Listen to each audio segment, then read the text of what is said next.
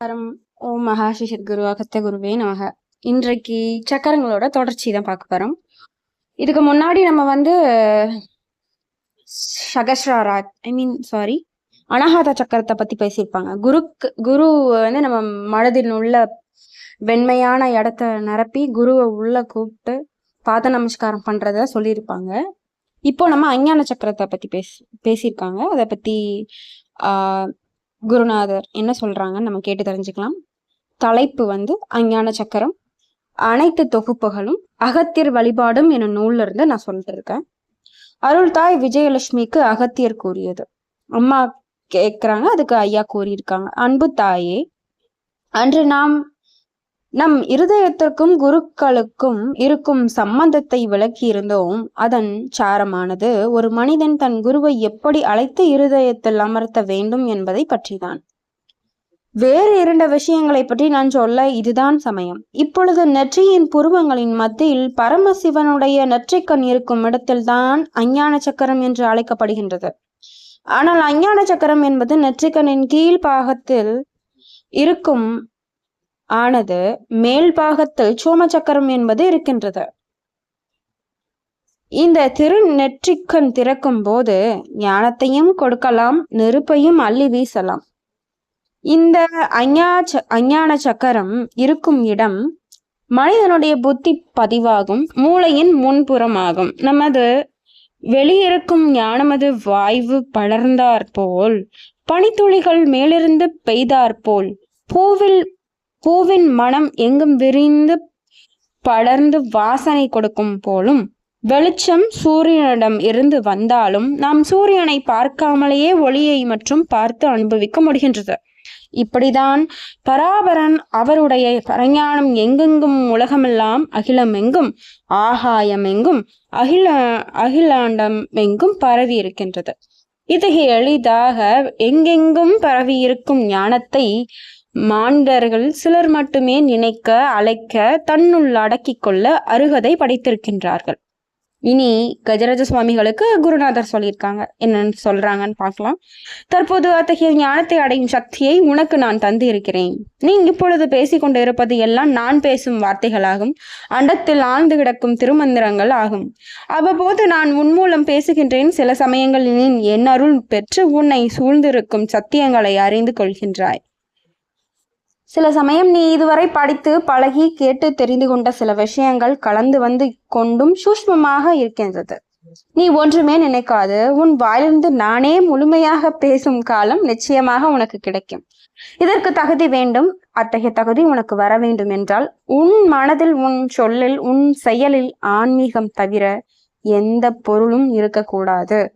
இன்னும் சில காலத்தில் உன் கடமைகளை எல்லாம் முடித்து உனக்கு என்று வேறு எதுவும் பற்று இல்லாத காலத்தில் நீ என்னை நினைத்து கண்மூடி அழைத்தால் அப்பொழுது நான் சொல்லும் சித்தி உன்னை அணுகும். நாம் துவங்கிய விஷயத்திலிருந்து சற்று பரவசமாக வேறு எங்கோ போய் வந்தோம். அதுவும் நன்றே. அஞ்ஞான சக்கரம் என்பது எந்த விஷயத்திற்காக இருக்கின்றது என்பதை பற்றி பார்க்கலாம்.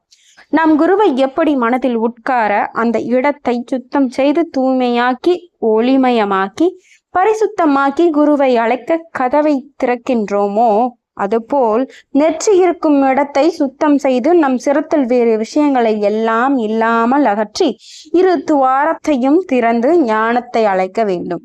இந்த நிலையை எப்படி யாரால் அடைய முடியும்? அதற்கான பதில், அதற்கு 2 தகுதிகள் வேண்டும். ஞானம் செய்யும் யோகம், ஞானம் அல்லது அறிவு. முதல் சொன்ன தகுதியை அடைய மனிதன் ராஜயோகம், கிரியா யோகம் அல்லது லய யோகம், இந்த 3 வகையான யோகங்களை அணுகலாம். சிலர் தம்மை கட்டுப்படுத்தி கடுமையான தண்டிப்பாய் தம் உடலையும் மனதையும் தண்டித்து ஹடயோகம் என அழைக்கும் நிலைமையில் கூட வெளிப்புற ஞானத்தை அடைகின்றனர். கீழ்த்தரமான சிலர் ஞானத்தை அடைய யந்திரம், தந்திரம், மந்திரம் இவைகளை பின்பற்றுகிறார்கள். அப்படி அடைந்த ஞானம் நால்வருக்கு நல்லது செய்யாமல் கேடு செய்யும். கேடு செய்தவன் கெடுவான். தான் கெட்டு தரைமட்டமாகி புழுவாகி புரண்டு நசுங்கி பலவாறு சிறிய ஜென்மங்களை எடுக்க நேருகின்றது. மென்மையானவன் மேல் புறத்தை நோக்கி நற்குணத்தை படைத்த ஞானங்களை மட்டுமே தன் நெற்றியில் புகழ விடுகின்றான். இப்படி பூட்டி கிடக்கும் ஞான ஒளி வேண்டிய பொழுது அவர் தகுதியை பொறுத்து அவர்களுக்கு அவ்வப்போது கொடுக்கப்படுகின்றது. இப்பொழுது நீ அடையும் இத்தகைய ஞானமானது உன் வாய் மூலமாக வெளிப்பட்டு வெள்ளை காகிதத்தில் எழுதப்பட்டு நாள் வரும்போது ஓர் திருநூலாக வெளிப்படுகின்றது. இதை தேடி விரும்பினவர்களுக்கு மட்டும் தர முடிகின்றது. இன்று ஞானத்தை பெரும் வழியை மட்டும் சொல்லி முடிக்கின்றேன்.